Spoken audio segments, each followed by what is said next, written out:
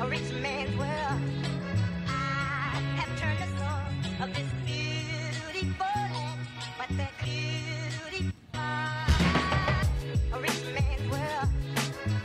I have turned the soul of this. Nous voilà arrivés dans le centre de Comillas, une ville encore une fois sur le parcours du chemin de Compostelle, très religieuse, très historique également. Juste là, on est sur la place de la mairie, tout simplement. Je pense en tout cas que c'est la mairie, ça y ressemble un peu. Et juste ici, on a une église, c'est l'église de San Cristobal. Et on va y aller directement pour commencer cette visite de la ville.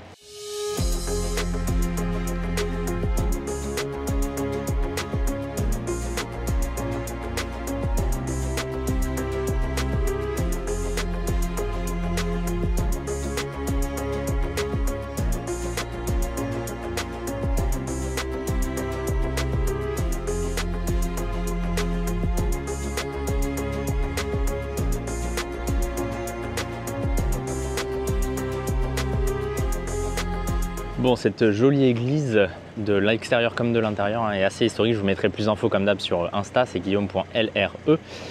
Juste là, on a une grande place et en face de nous, en fait, je pense que c'est ça la mairie. Alors l'autre est peut-être l'ancienne mairie, ou en tout cas un ancien bâtiment administratif. Mais sur celle-ci, sur ce bâtiment en tout cas, il y a les drapeaux de l'Espagne notamment et de la région autonome de Cantabrie.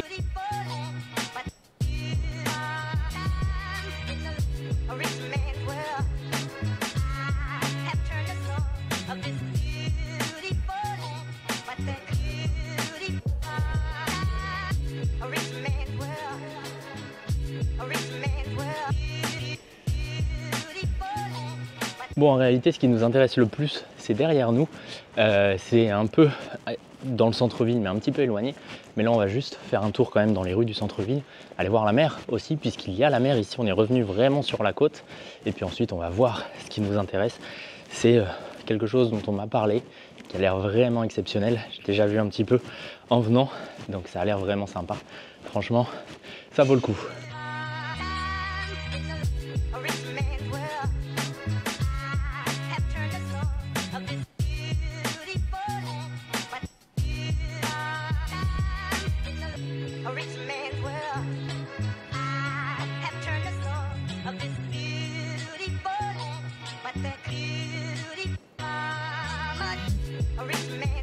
Bon, on entrevoit la mer juste là-bas, on va y aller, on va la longer un petit peu avant de revenir ensuite vers le centre. Juste là-bas, on a également un autre monument. Comme je vous l'ai dit, c'est encore une fois une ville sur le chemin de Compostelle, bien évidemment, comme beaucoup de villes que l'on a vues pour le moment.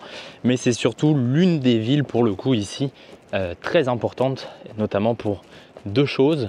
Toujours la partie religieuse bien évidemment, mais également un bâtiment très particulier que l'on va voir juste après et qui vaut franchement le détour et qui est également lié à une personne très connue, une personnalité très connue de l'Espagne et notamment de Barcelone, mais ça je vous en dis pas plus.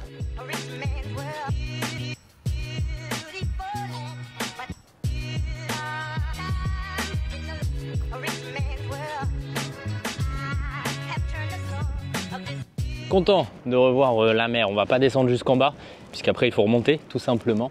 On a toujours ce monument qui nous domine. Je vous mettrai comme d'hab un peu plus d'infos sur Insta encore une fois. Très jolie falaise, des belles plages là entre les falaises. Sur cette mer cantabrique toujours, vraiment sympa toute cette côte.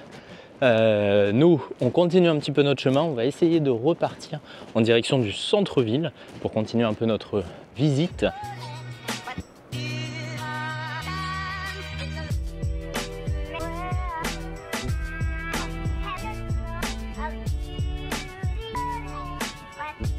Bon, on va essayer de grimper un petit peu là pour se rapprocher de ce monument qu'on a vu tout à l'heure. Ça grimpe bien avec le sac à dos et le soleil maintenant, il fait chaud. Juste là-bas, c'est le cimetière de la ville. Et puis juste là-bas, on entrevoit même le bâtiment de l'université qui est l'un des bâtiments emblématiques ici avec un autre bâtiment. Donc on va essayer d'aller le voir, mais c'est pareil, c'est un peu en hauteur. Donc je vais essayer de trouver un endroit pour poser mon sac à dos. Ce sera plus simple. Bref, nous on se rapproche tranquillement mais sûrement de ce monument. On va essayer de s'en rapprocher encore un peu plus.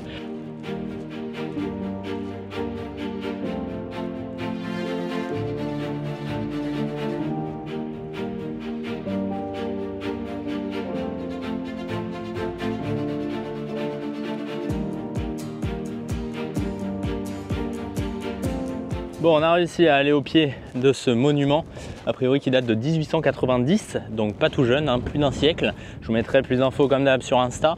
On continue notre balade dans cette direction, on va reprendre le chemin dans l'autre sens et on va redescendre, puisque oui, ça monte et ça descend par ici. Sur le chemin en bus, hein, on le voit bien, il y a des montagnes au loin et en même temps on est quasiment au niveau de la mer, donc forcément, au bout d'un moment, il faut bien que ça monte et que ça descende.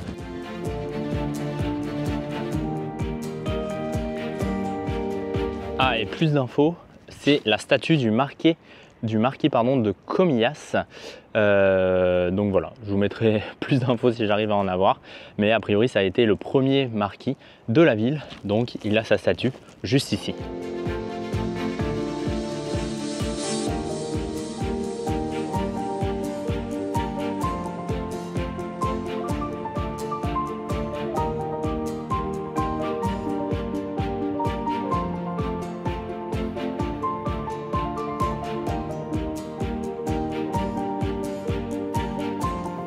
Voilà, je suis arrivé dans un quartier assez ancien a priori avec plein de petites rues.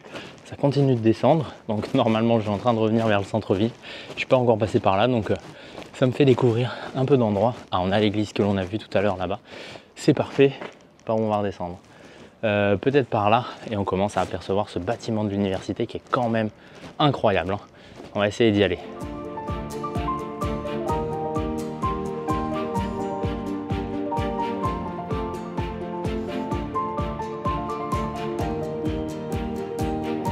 Bon, on a passé le PC sécurité, puisqu'il y avait un agent de sécurité qui ne parlait pas anglais, mais j'ai réussi à me faire comprendre et à laisser mon sac à dos. Ça va être beaucoup plus facile.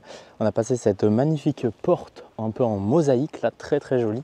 Et en face de nous, regardez ce qu'on a, c'est quand même sublime. Cette université, ce bâtiment universitaire qui est incroyable, avec un domaine tout aussi incroyable. Donc on va prendre le temps de grimper. Je suis bien content d'avoir laissé mon sac à dos en bas. Vous pouvez me croire là-dessus.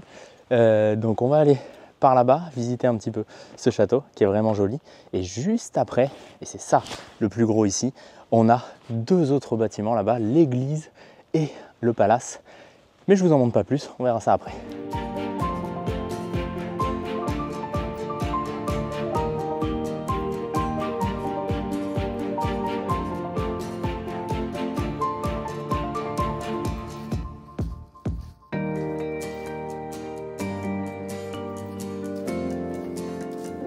On est enfin arrivé au pied de cette université. On va en faire le tour. Alors je pense pas qu'on va pouvoir entrer dedans, mais en tout cas on va y faire le tour. Et alors il faut savoir que c'est plus une université désormais, ça appartient à la fondation Comillas, mais ça a été créé à la fin du 19e siècle par le pape. Si je ne me trompe pas, c'était le pape VII qui a construit l'université avec le siège principal ici à Comillas avant quelques dizaines d'années plus tard d'être délocalisé à Madrid pour accueillir davantage de personnes. Mais voilà, en tout cas il y a une histoire ici très importante avec ce bâtiment qui a été gardé, qui est en plutôt bon état, je pense peut-être rénové même, contrairement à celui qui est à côté. Mais on va y faire le tour et puis on va tranquillement admirer aussi la vue, hein, puisqu'on a une superbe vue ici sur la mer.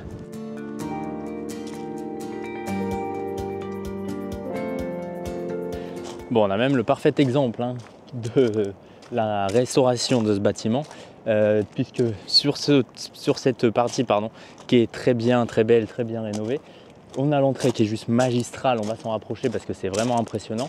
Et juste à côté, là, eh bien, on a justement les échafaudages puisqu'ils sont en train de rénover toute cette partie du bâtiment. Franchement, assez sympa là, cette vue. On va se rapprocher un petit peu de l'entrée pour voir ce que ça donne. Je ne vais pas passer par là parce qu'il a pas mal plu ces derniers jours et ce matin. On va passer par le chemin, mais très très joli bâtiment.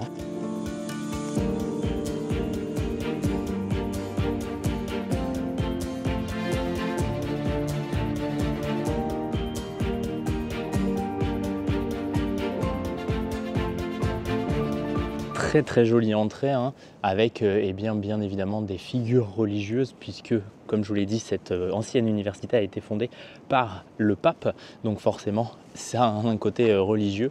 Et dans les petites ouvertures, il y a Saint Lucas, Sainte Joanne représentés par des animaux.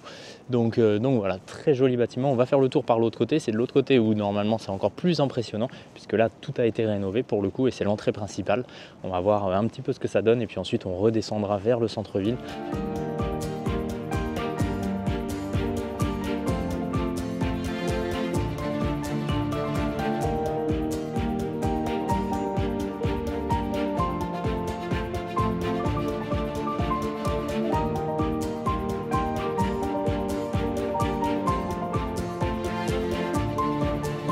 Bon, finalement, on est bloqué là-bas, il y a des réparations pareilles, donc on ne peut pas y aller.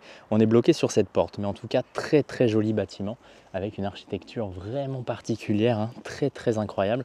Petite précision, ce n'est pas le pape VII, c'est le pape Léon XIII qui a fait construire l'université. Et on a surtout une vue incroyable sur la ville. Il n'y a pas un bâtiment plus haut que ce bâtiment universitaire, et nous on va se diriger tranquillement vers la sortie, donc vers le bas, et surtout vers ce qu'on a juste en face de nous, ces deux bâtiments, l'église et le palais.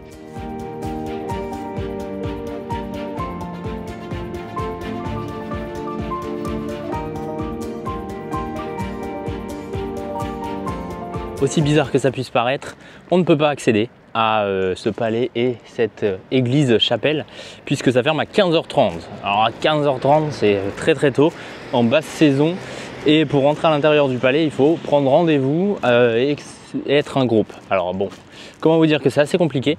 On va essayer quand même de faire ce qu'on peut faire. On va continuer de se balader un petit peu dans la ville et de voir ce qu'on peut voir.